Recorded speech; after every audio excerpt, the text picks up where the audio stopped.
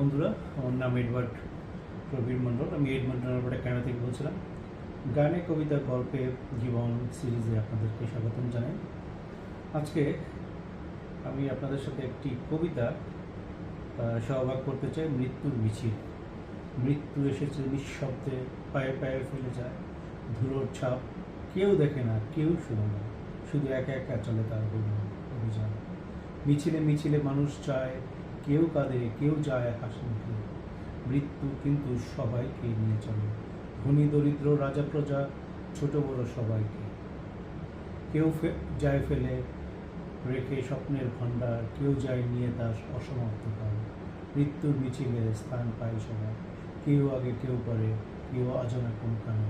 মৃত্যু তো শুধু একটি নাম, জীবনের শেষ প্রান্তের চিরচেনা দাম। তবু কেন জানি না, মৃত্যুর মিছিল দেখলে আজও চোখে জল আসে আমার।